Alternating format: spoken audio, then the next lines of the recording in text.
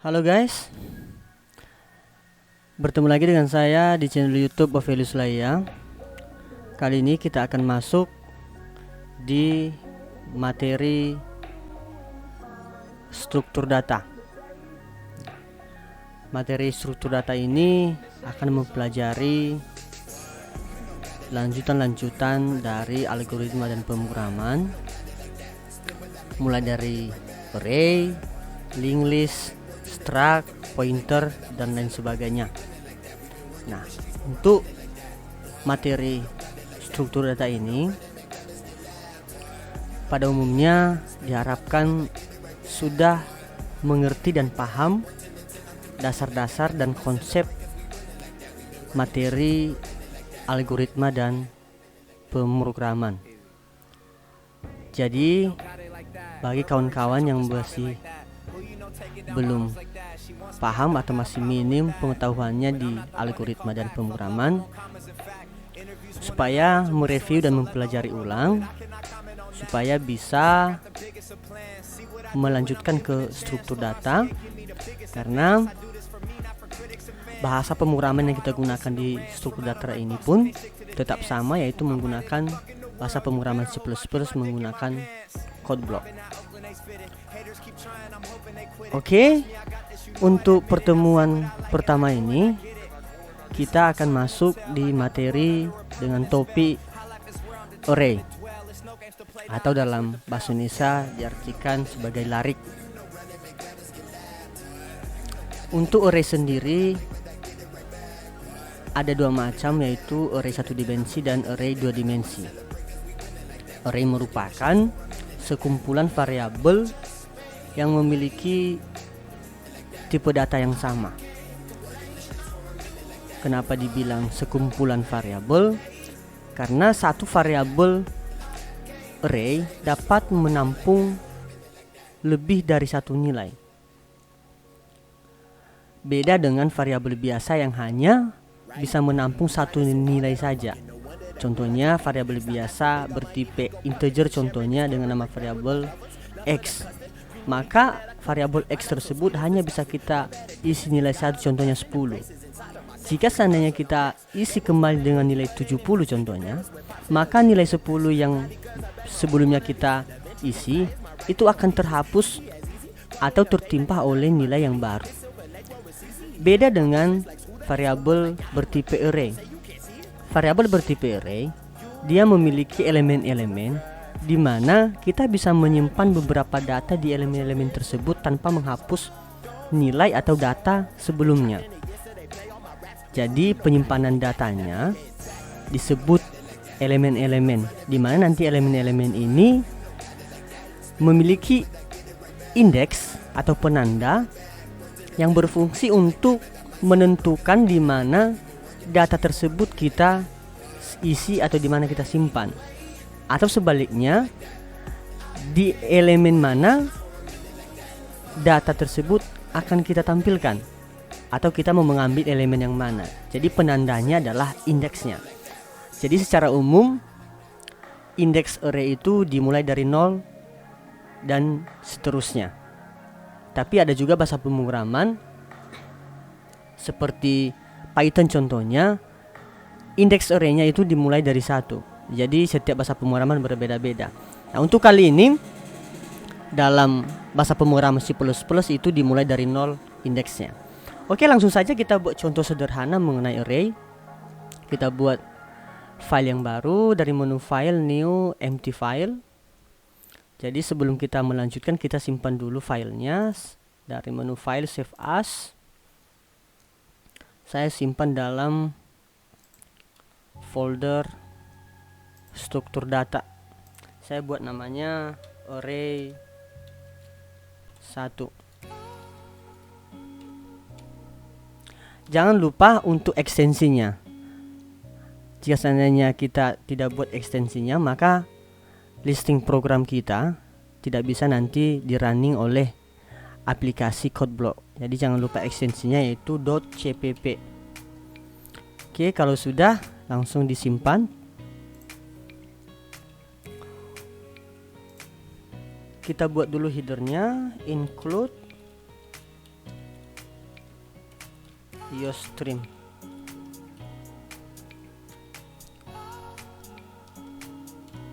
Kemudian using namespace std. Selanjutnya kita buat program utamanya, main. Oke. Nah, untuk pendeklarasian variabelnya sama dengan variabel biasa, dimulai dari tipe datanya dulu.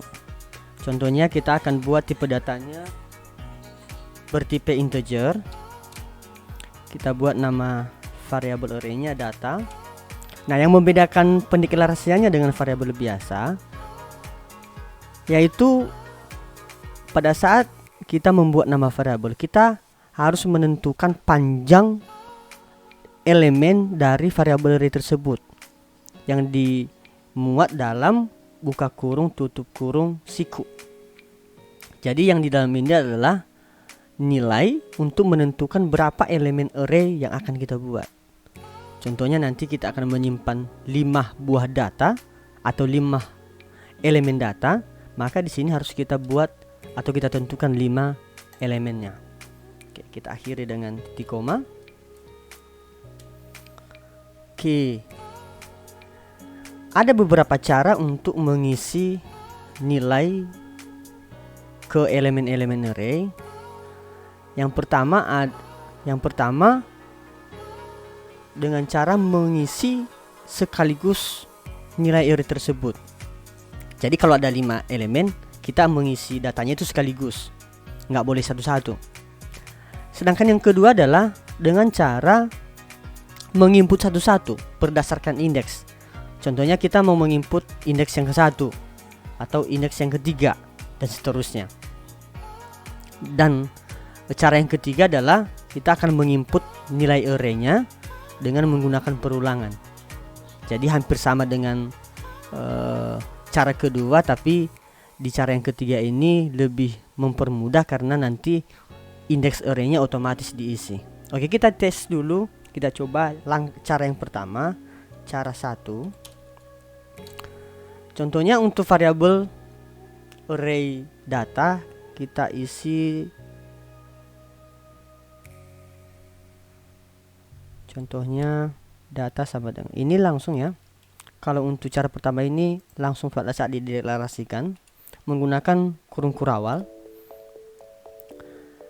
Setiap data atau nilai elemen data dibuat pemisah koma. Oke, contohnya ini nilainya 7, 4, 9, 1, 3. Oke, ini cara yang pertama. Nah, sekarang coba kita tampilkan nilai array-nya.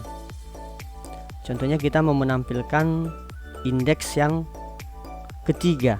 Berarti jika seandainya kita menampilkan data elemen indeks ketiga, maka kita hitung dari sini 1, 2, 0, 1, 2, 3. Berarti nilainya 1. Cout elemen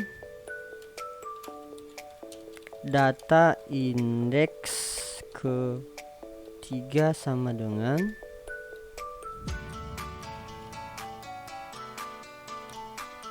data, kemudian indeks yang mau dicetak, indeks ketiga, titik koma. Nah, sekarang coba kita runkan.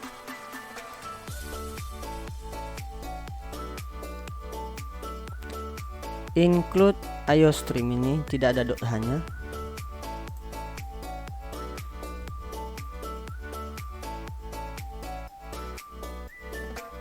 Nah, coba diperhatikan.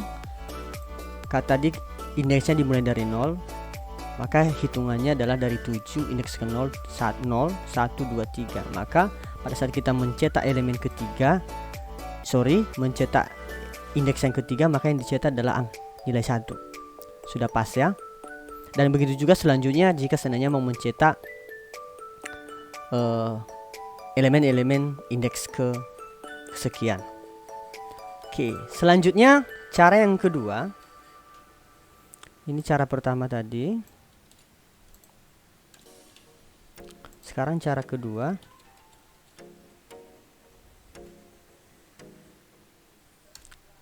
Kita buat variabel satu lagi, contohnya integer x. Kita buat panjangnya 3 contohnya. Oke. Nah, untuk cara yang kedua ini kita menginput secara manual dengan menunjuk setiap indeks data. Contohnya kita mulai dari indeks yang ke 0. Contohnya kita isi nilainya 78. Kemudian indeks yang ke 1 nilainya 67. Kemudian untuk indeks yang kedua kita isi nilainya 9 contohnya. Nah, untuk mencetaknya tetap sama seperti cara yang pertama. Contohnya cout, kita mau mencetak elemen yang ke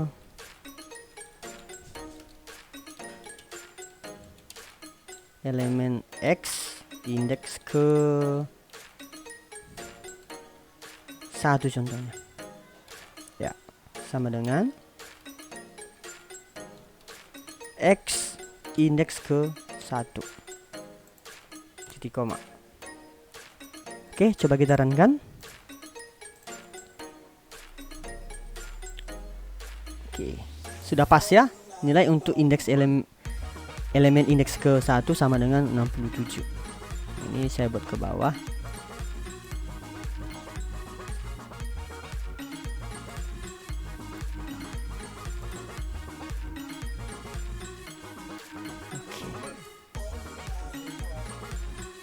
Oke. Sampai di situ untuk dasar dari topik array satu dimensi. Selanjutnya nanti kita akan melakukan kombinasi untuk array satu dimensinya dengan perulangan dan dengan kondisi. Jadi untuk pertemuan pertama ini diharapkan mempelajari dan dicoba, dipraktekkan. Nantinya untuk sebagai bahan prakteknya, sebagai bahan percobaannya, coba buat variabel array yang bertipe char atau string. Nah, kemudian coba input datanya. Contohnya untuk biodata, dimulai dari name indeks ke 0, nama indeks ke 1, tanggal lahir indeks ke 2, agama indeks ke 3, dan seterusnya. Kemudian tampilkan data yang sudah kamu input dalam elemen array tersebut. Oke, sekian. Sampai jumpa di sesi berikutnya.